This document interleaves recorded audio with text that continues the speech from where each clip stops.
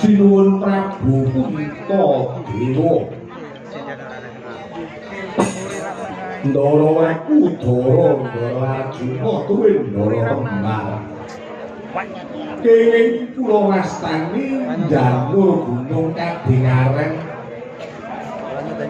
Arawuhmu mboten kecara langkung rumiyin.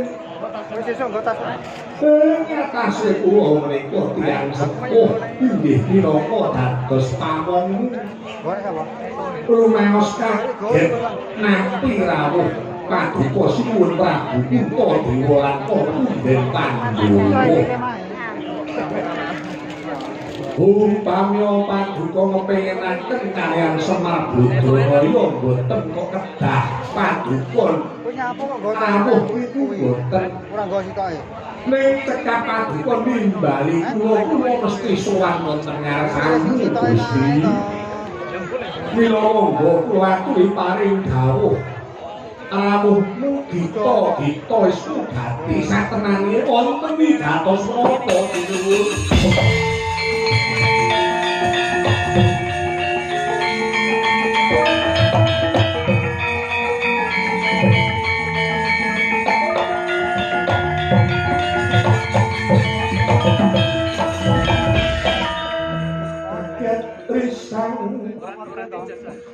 kapirangu renangkul kinempit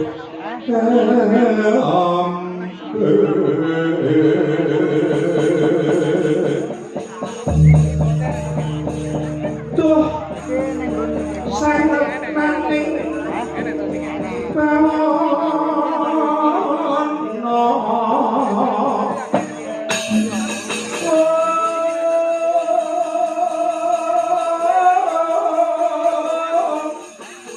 yo itu kang barang ati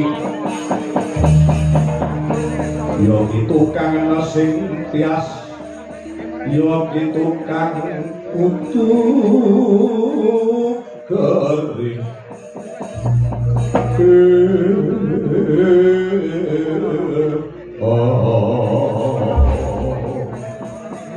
kakang Semar sing gedhe pangaturane yen kok nang suprateng ana ing karang kembul takini ndadekake supaya rusak marang kamartikane kaki Badraya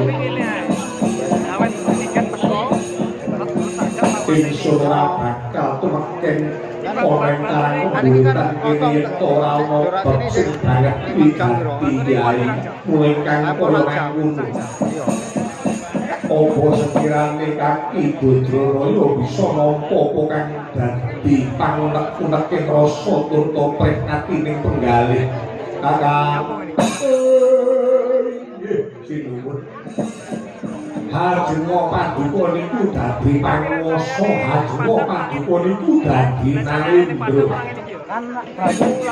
nanging Paduka niku tetep dadi omongan kuwa dadi pamong niku luwih angel tinimbang sing dimong ya senadyan derajat pangkate sing dimong niku luwih dhuwur ning yen wonten kadesan ning yen wonten papan mriki Paduka niku minangka dadi omongan kula yen Paduka kepenginaken menapa-menapa monggo kula aturi paring dawuh dinten iki estunipun wonten wigatos menapa sinuwun Kakang Semar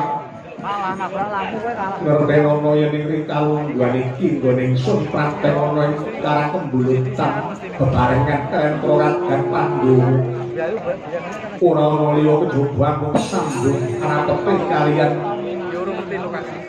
sasmita kang ingsun tampa bakal tumurun ing wahyu kang sirebut wahyu panca tunggal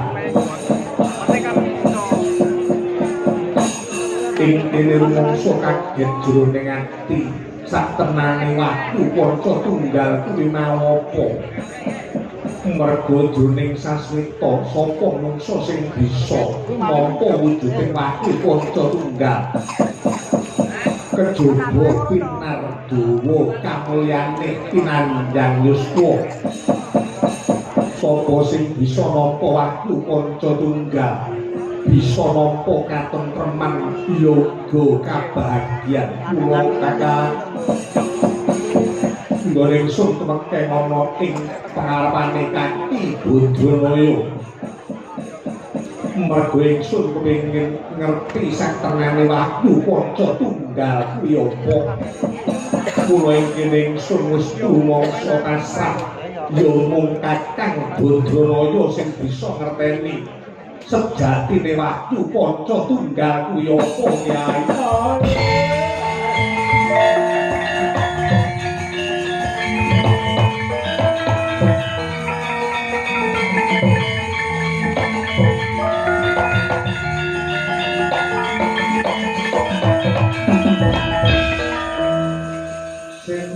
Gunung sekaring toyo rikala ngebyur samudra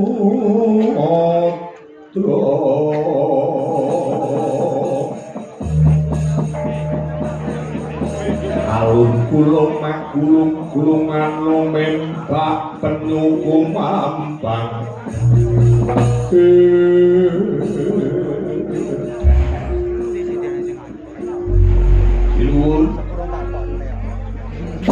Wahyu Panca Tunggal. Nggih. Yen senadyan kula dhewe niku mboten weruh turta dereng ngerti satenane Wahyu Panca Tunggal niku napa. Ning kula niki ajenge netepi darmaning tamong. Kula ajenge netepi jenenge wong tuwa yen disambati karo momongane, yen disambati karo putra wayah. Ajenge kula bantu. Ning oleh kula bantu niku mboten kok saking pribadi kula niki mboten. Kula ajenge mbantu sekalian paduka sedaya. Badhe kula suwunke adil kunjuk wonten ngarsane Sang Hyang Wenang. Mila Gusti, monggo sedaya kemawon kula aturi mlebet wonten kuncung kula niki. Badhe kula suwunke adil wonten ngarsane kula Hyang Wenang. Oh, herke duwe paduka pantes minangka per 6 kae.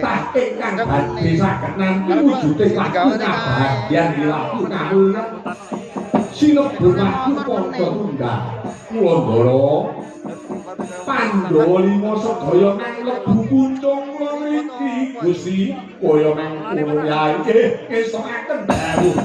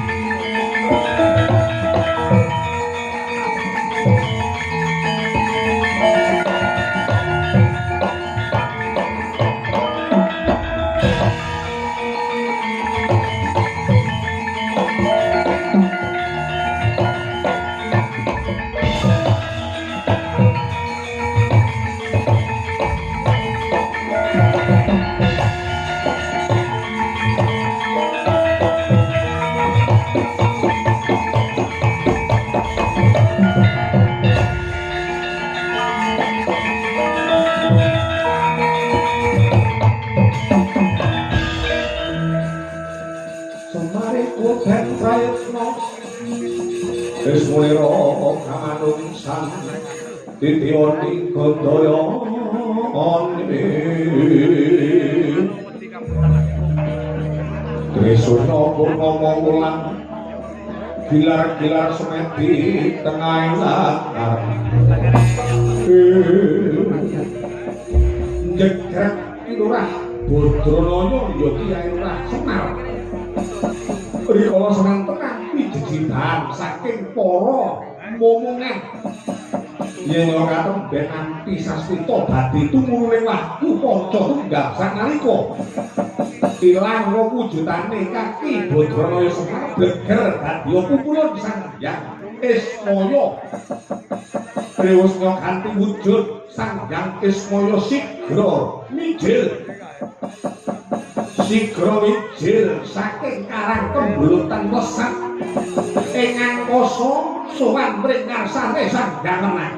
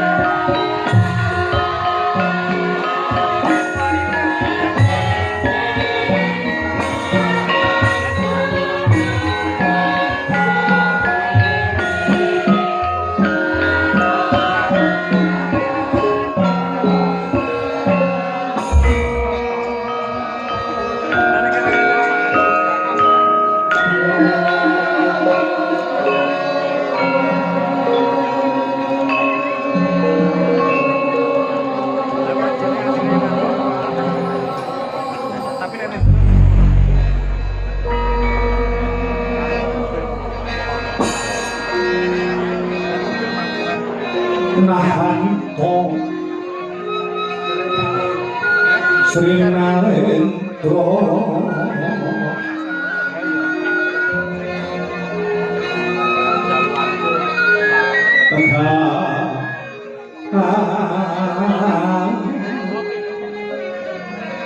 sini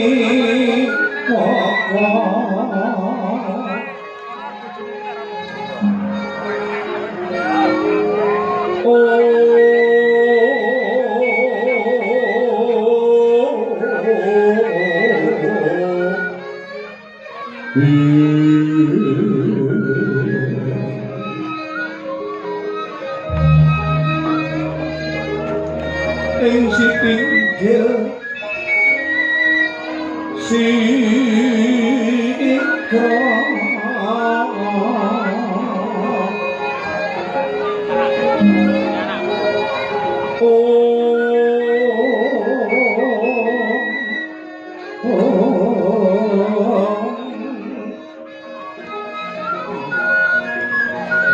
langgah ing dampar gento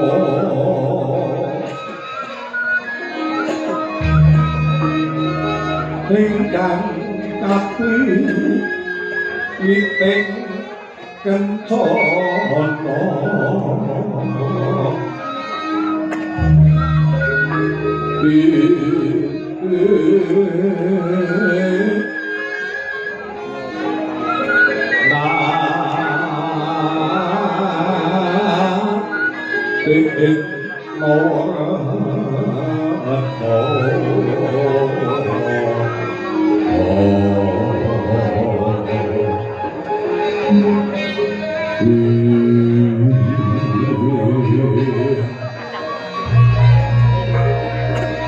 Sesewit aniro babut pangradandi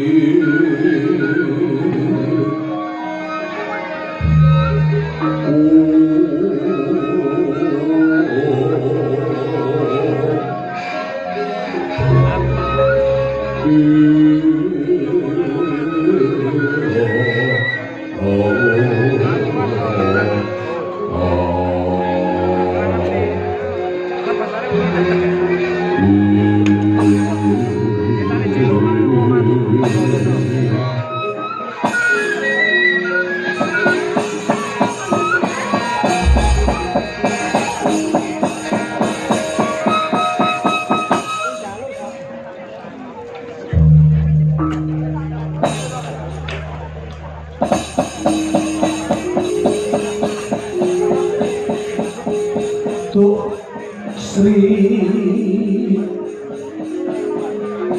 Durludana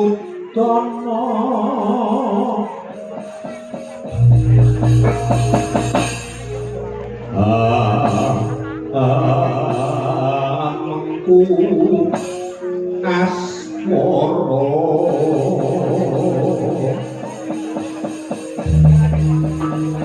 rene kang cinepta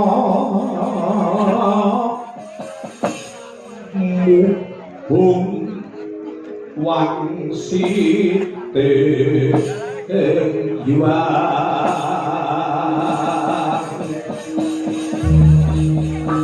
kang wahyu kamulyan mring wono durya pura karasane risang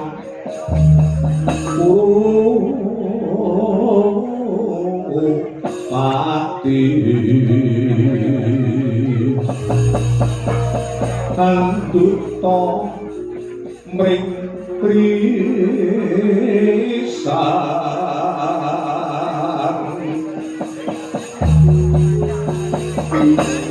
kanduta mring krisang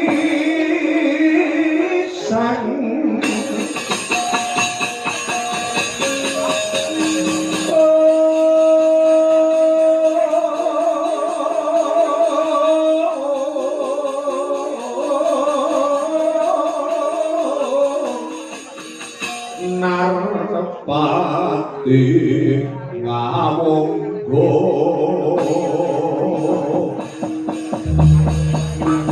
lenyo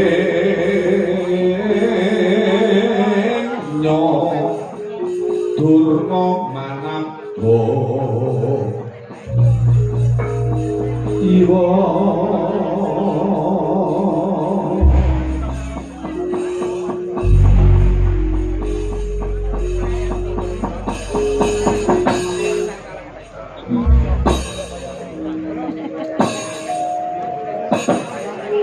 Iwangati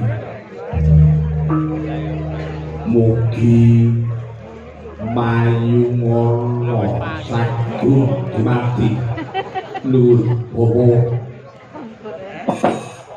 Bopo Parban Durna Kakang Narpati Basuwarma kuwi Paman Harya Sangguni sarawuh dengan dikodring sawetawis tangi wonten singgil Praja Astina kejawi ngaturaken pambagya Basuki raharjaning pampar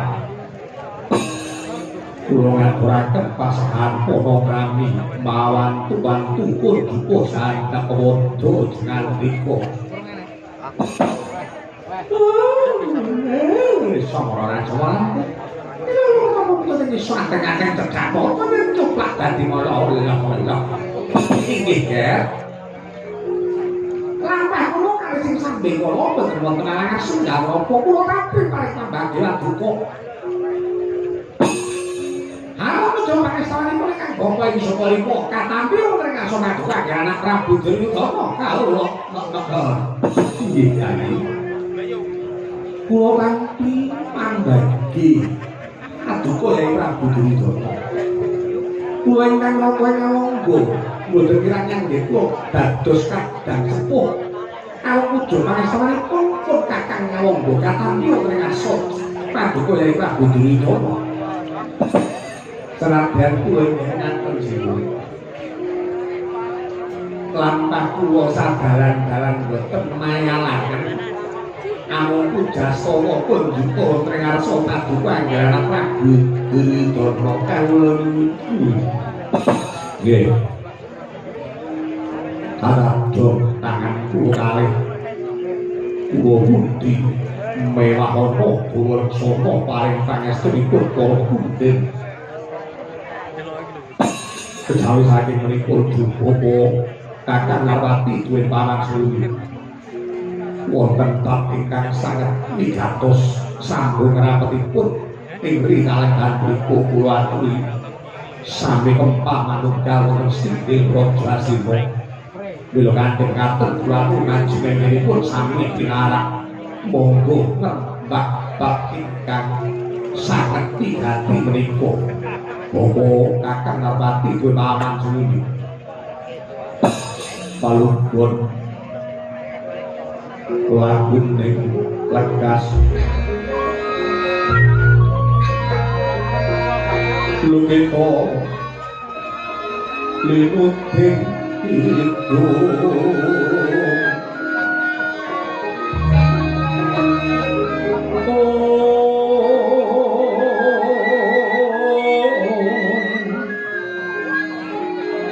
kadung kader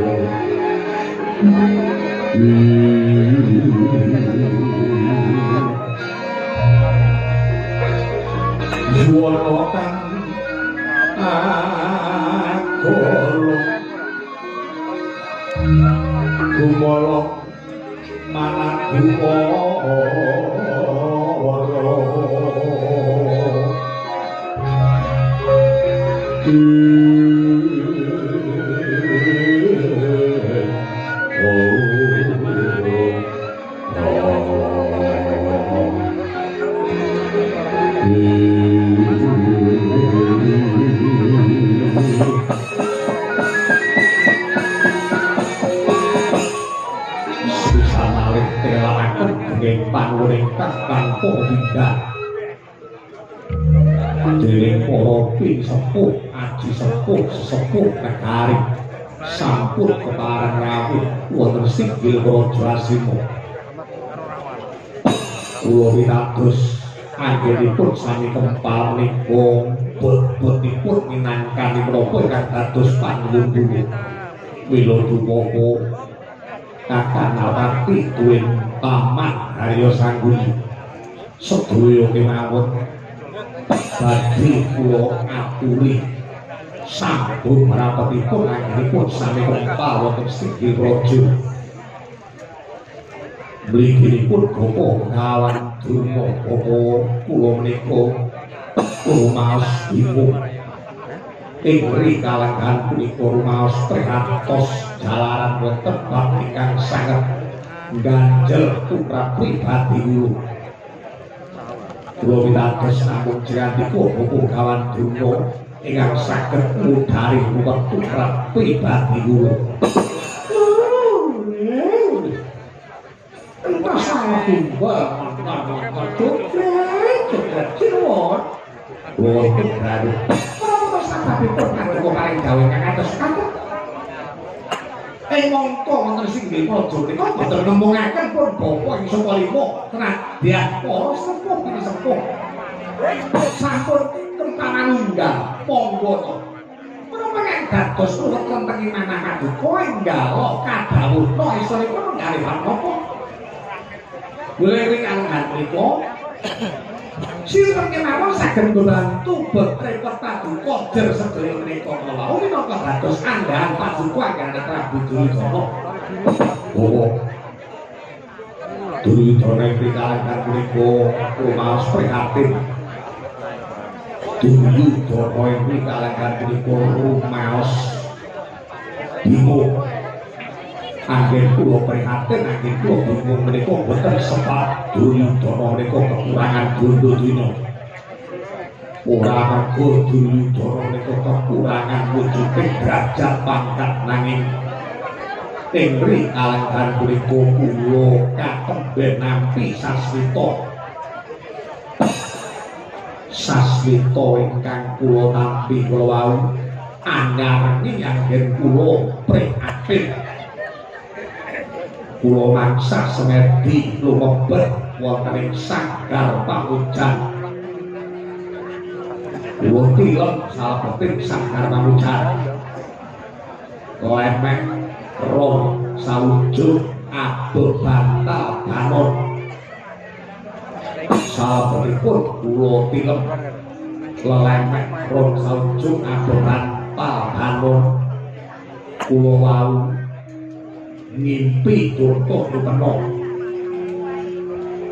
salebeting pasukenan kula wau wonten sasmita ingkang badhe kula aturaken inggih menika sambung rapetipun badhe tumurunipun wahyu kamulyan inggih wahyu kabagyan sinebut Wahyu Ponto Tunggal.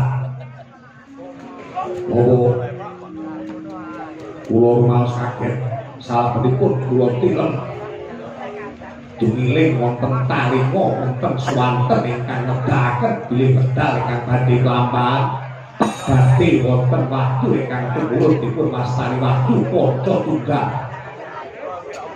Mila kanthi mekaten saha sinten kemawon para sepuh ping sepuh negari Hastina saged maringi katerangan sambung rapetipun Wahyu Ponto Tunggal inggih menika ingkang sampun kula anggep sepuh tumrap pribadi kula. Oh, Wahyu Ponto Tunggal kula wau menapa turta bebono ingkang badhe kula aturaken wonten ngaso jengandika menika awrat banget menawi kula lampahi. Mula saderengipun Wahyu Ponto Tunggal ginakaken bebono kula langkung rumiyin nyuwun iku praktikal jengandika Ponto Tunggal menika menapa Bapa Bengawan Durna.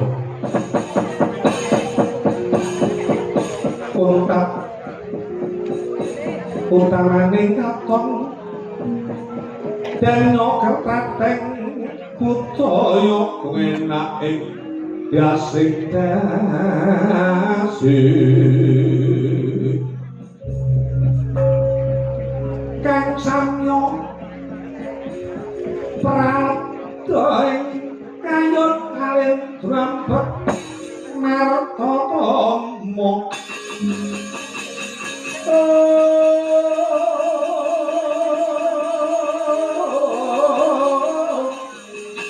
Bisik Sri Pagonati Parang belum Rajaniro Mangkuno Tosiro Prabu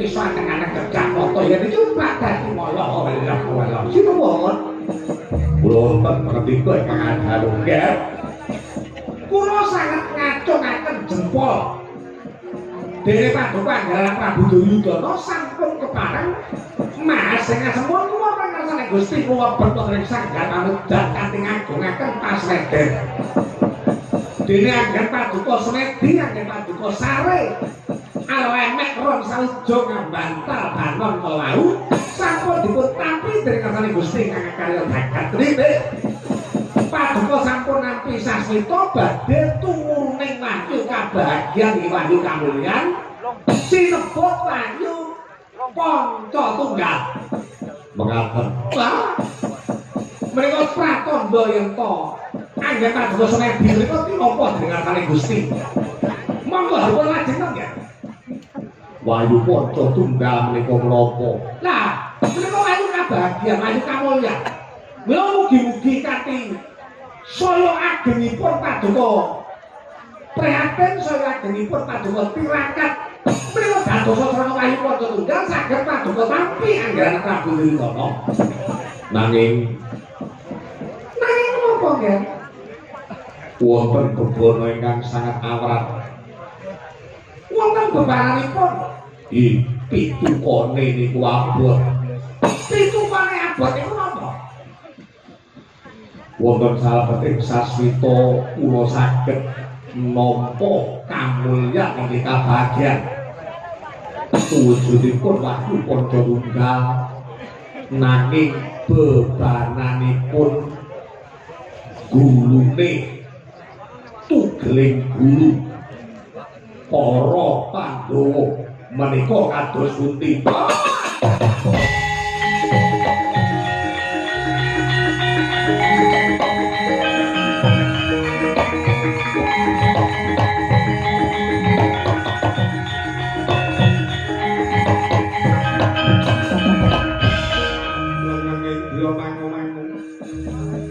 mangun kandhuara kowe mang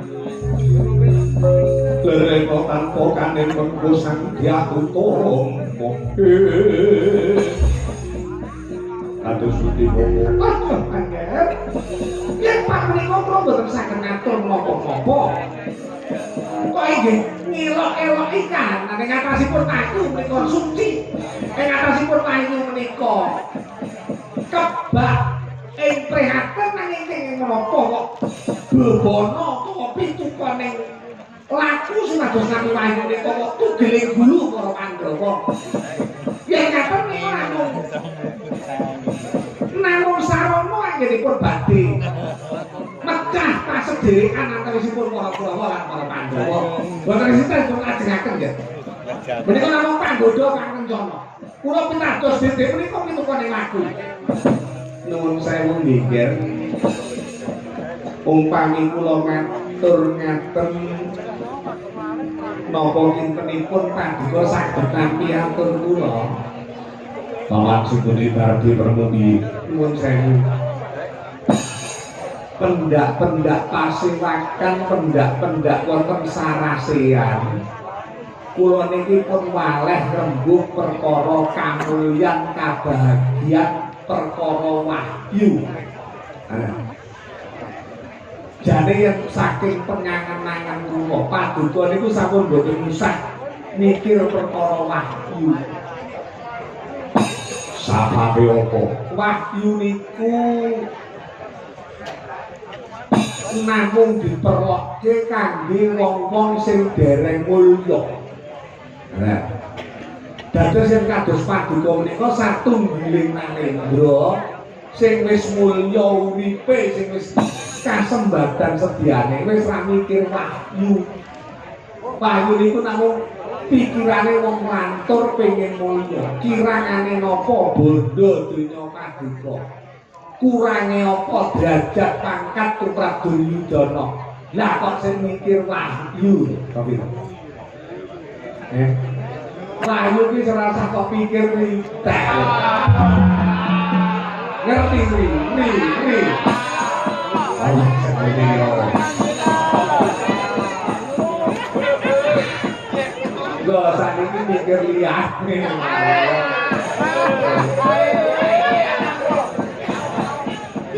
Iya banget nih, mau bodoh sambil wahyu.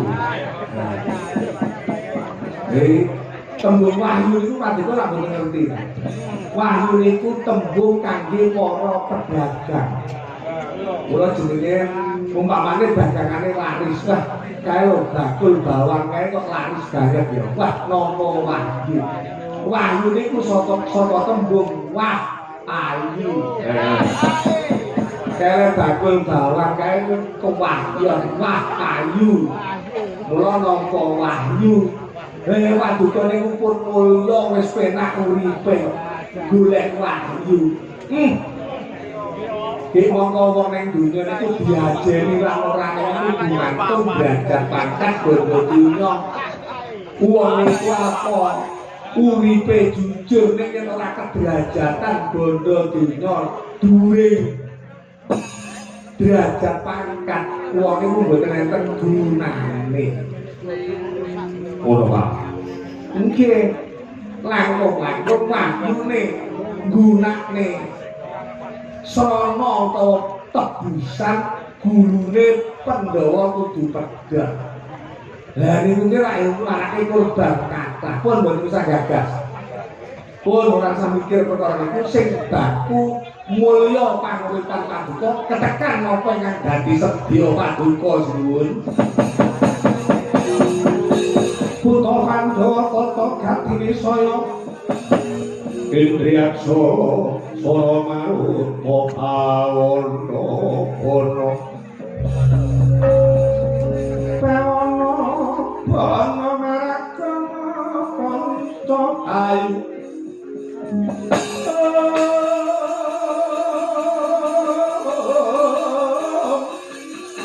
wisi anakku lingan limo panca ayu Ponco kayu wisitan naku lingan limo lah ingkul toh terus kepati sungkuni angat demedem penggalih sang Prabu Duryudana tidem tan ngomong kang sambil ngabawa kedadak keterpagaran Jawi ana satu giling Narendra nyakan Samya Sumewa munggah singgil raja Galeyah lampaira kaget raos sing kalih sang Prabu Duryudana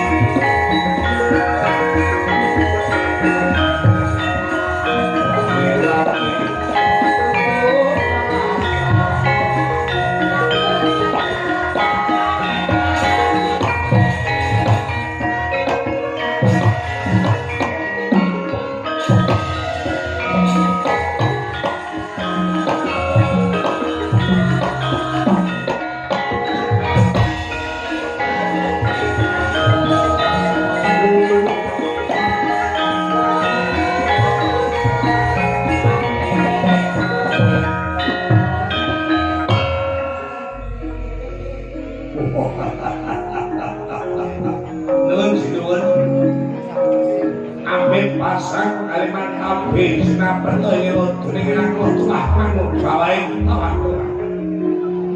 Dina bena siku dedane Gusti Agen kula kawantun marang wonten ngarsa paduka sinuwun wonten sikune Gusti kula pasrahaken ngarsa paduka sinuwun Prabu Duryudana.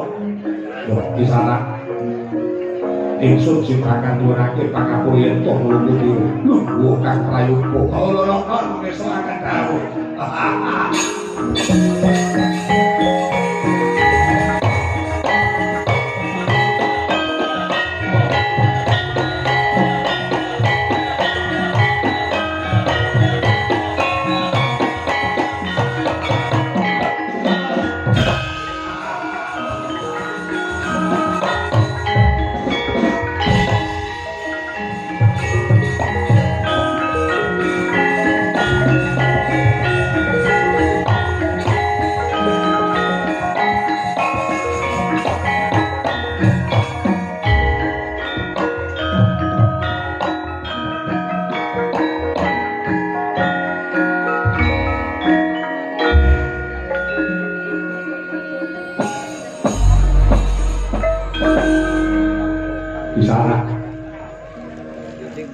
Ojo disengguh ingsun kuwi angkuh nanging pancen dasare jero manungsa kuwi sapa ngendi lan darbe kapopo praktek ana singgil Prajasina kritik saka busana kang kumameng nganggo muka kaya sira dudu sawijining nalendra mula ditepungake panjenengan ingsun Nalendrasina Prabu Duryudana. Walah.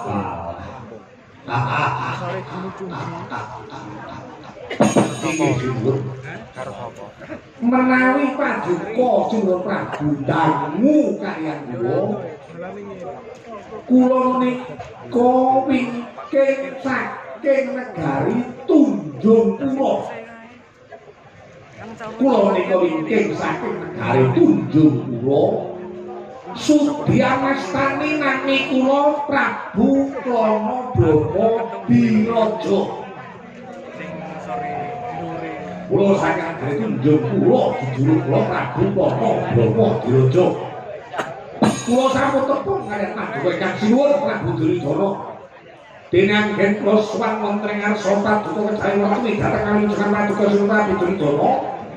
Kaliyan langkung rumiyin kula ngaturaken sumungkeming pangabekti marang tuwunjuk sahandap wadha paduka Gusti. Yo. Panare ingsun.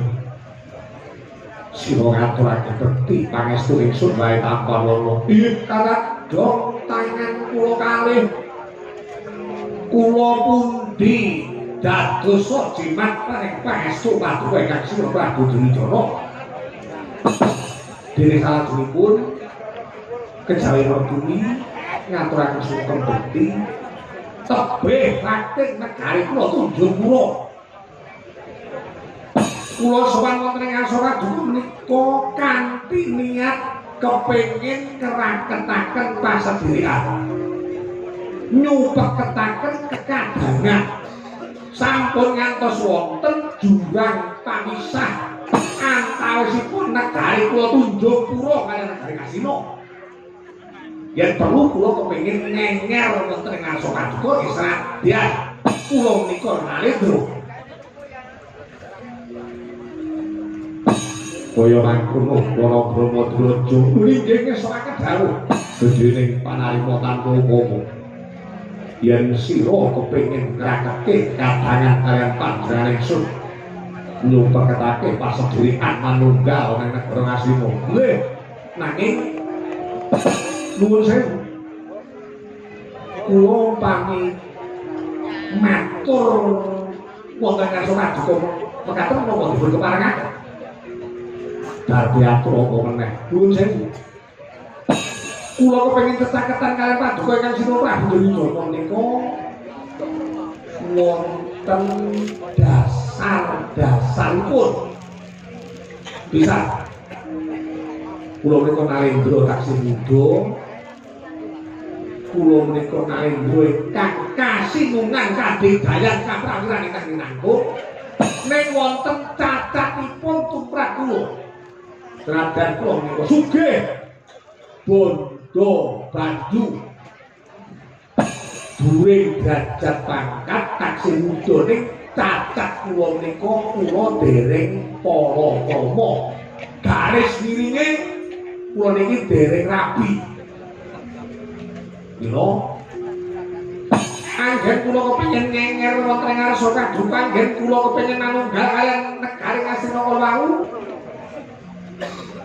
kula namung kepengin nuwun pambiyantu paduka ingkang Sri Prabu Duryudana kula ngertos yen paduka Sri Prabu Duryudana menika Narendra Astina ingkang kagungan putra putri Sulistya ing pasuryan inggih menika Kusumayu Dewi Lesmanawati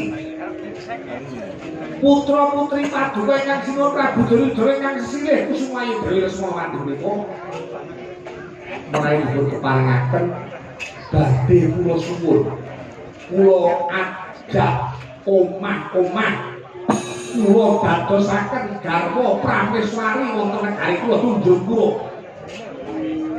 mila kanjeng ngaten Bloko Suta kula kepengin dipun pundhuta putra mantu kaliyan paduka Sri Prabu Duryudana dene upami paduka Sri Prabu Duryudana kepareng mundhut putra mantu kaliyan kula wonten dalu menika sampun pinten-pinten grobak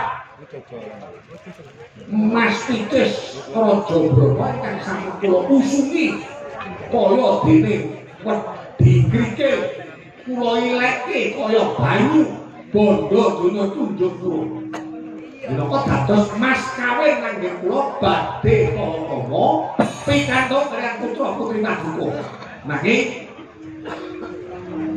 yen to paduka Sri Prabu Duryudana lho sewu mboten napa panglamar kula wonten ngajeng kula sampun matur kula menika Narendrana duwe bondo donya sing akeh uga kula menika duwe kasekten kaprawiran yen nganti panglamar kula menika dipun tolak kula mboten pida-pida badhe bedah areng Astina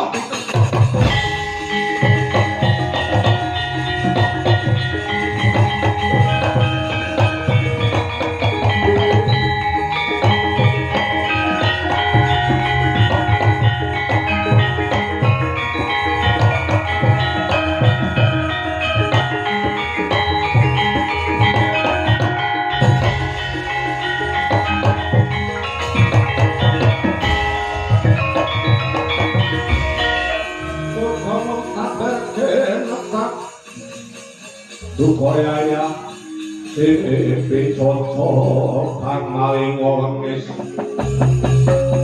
Kumatot Kadoning Mati Petro Pucak Mundaratir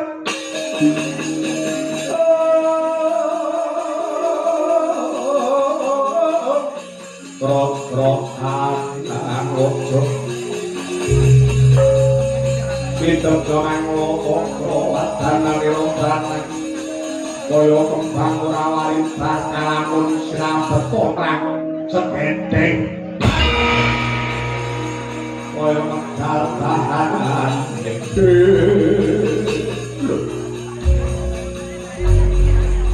sampeyan iki sapa kok ujug-ujug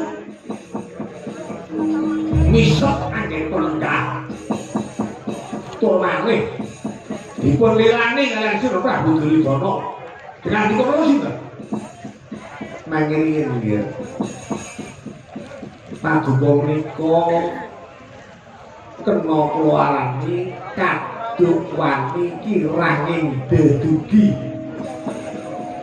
paduka kepengin nyaketaken pasedherekan kula acunaken jempol paduka kepengin tetakatan kaya Anggirana Prabu Duryudana kula sarujuk kula matur paduka ngamar kaliyan putu kula pun Lesmanawati kula inggih matur ning sunggal sing kula mboten cocok dereng wonten pamangsulan ditampa porane pangamar lha kok paduka pun ngancam ya yen ditampa direnehi bondo donya ning yen ditolak pangamare dirusak negara Mestina napa ngoten niku calon putra mantu lho kula mboten ditampa pangamar kula pancen kula gempur lah kudune mboten ngeten mengkene to paduka niku sinten jenengan niku sinten kula patih sing bumi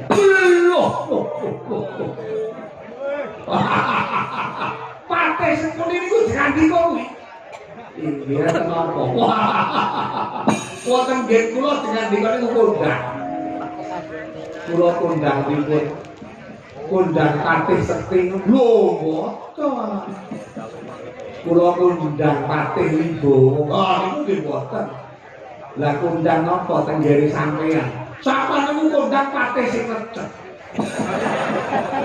lecet ratu ning lecet iku patih sepune julik ratu ning julik iku patih sepune woi iki to priyayi iki wong lecet iki ngene iki to model sembahyang karang ketemu wis ngelokke wong kondang lecet ayo wis lecet kondang timbang sing ora duwe gelar kok iya paman pun kula aturi kandel nggih niki yen mboten kula sing ngatur mboten iso rampung kula diarani lecet nggih monggo diarani wong juling nggih monggo ning sedaya niku kula damel ngestarekake kamulyane anak-anak kula nggih klebu putu kula pun Lesmanawati nggih pripun pangaman kula ditolak apa tampa kula ing mriki minangka dadi wakil ingkang Sinuwun Prabu Duryudana panjenenganipun Sinuwun Prabu Duryudana ora iso paring dawuh paring paksa kula sing menehi katerangan nggih manut sawer sampun wonten panah saking ngarsanipun Sinuwun Prabu Duryudana nggih pangamar paduka ditampa lho kene kesusu kaget bayar ditampa niku jenenge kula niku bombong langsung anak ditampa ning kanthi sarana ya wonten bebono wonten saranganipun padha Basuki mawa biya wong gayuh wong wadon wong wedok saya ayu rupane saya bergas kahanane kuwi regane saya larang wong milik wong wadon iku saya endah saya apik leragat iku saya kathah mergo wong apik niku yen ora diragati mengko dadine apike luntur Nggih, siapa? Napa bebanane dudu bondo dudu donya. Negara Ngastina niku sampun kebak Barana Arta, negara Ngastina niku pun kebak bondo donya. Bebanane paduka saged mboyong Lesmanawati, sauger paduka saged nugel gurune Pandhawa. Pun yen paduka saged nugel gurune Pandhawa esuk saged nugel sore diparingi sore saged mikirke Pandhawa esuk Lesmanawati diparingi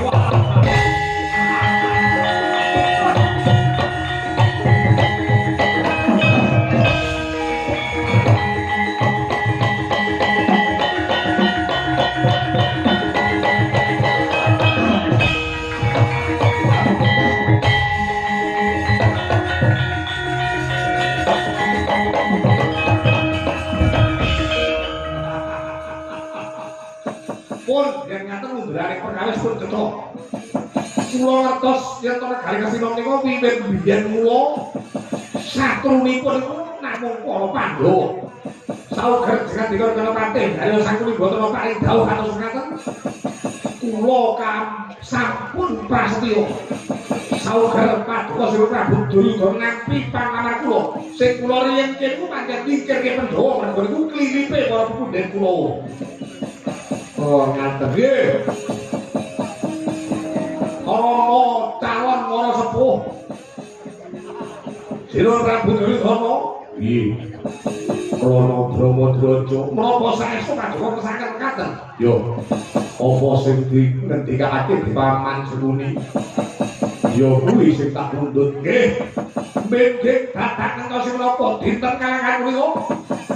Kula atur nenggo sawis boten nganti suruping srengenge kula badhe langsung mriki. Sampun beto sirahe para Pandhawa kuwataken wonten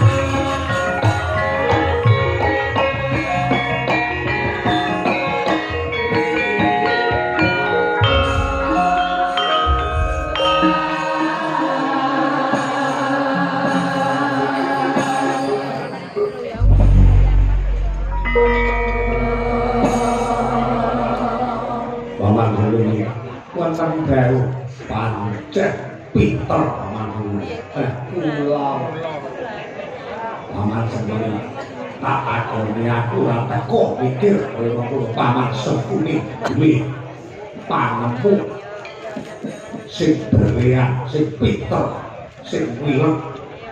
Kula sing tak gumuni lho utekmu iki kok ya teko. Mikir Prabu Brahmadraja supaya mateni Pandhawa. Lah iya.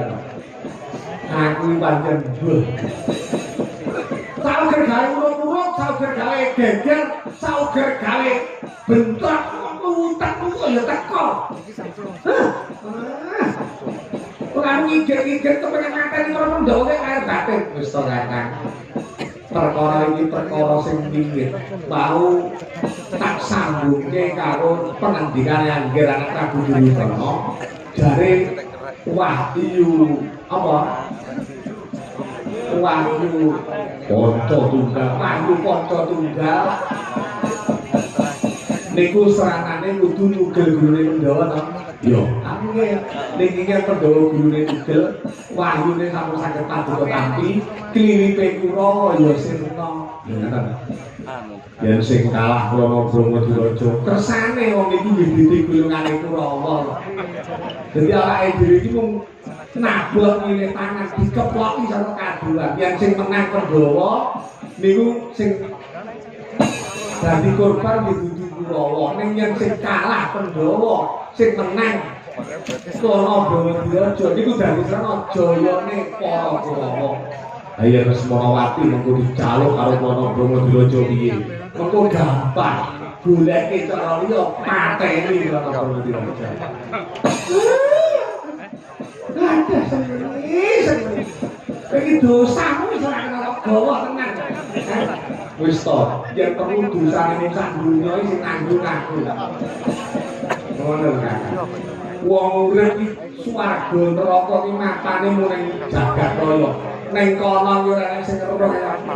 Kembang jambil penak saiki nggo besute ngono. Ayo sakarepmu. yen kaya mangkono paman perintahno Prawadya Bala ngawat-awati lakune Rama Brahmadwaja nggih Kakang Narpati kula yayi manggo swasana raja ampun ngantos wonten wujuding bebaya samarga-marga kalau wis saken dawuh karo marmo kula wonten dawuh Koko Prabu wong tuwa aja kurang bodorena tatanan Madya Bala Mesrina jumbuh kalian perintah paman semuni apa wae tindakno kawula pangesaken dawuh Kartamarma kula paman aja nganti lali lho dededu nggih boten damel bali nadak dededu ya prayitna tetap hati-hati kawula pangesaken dawuh Koko Prabu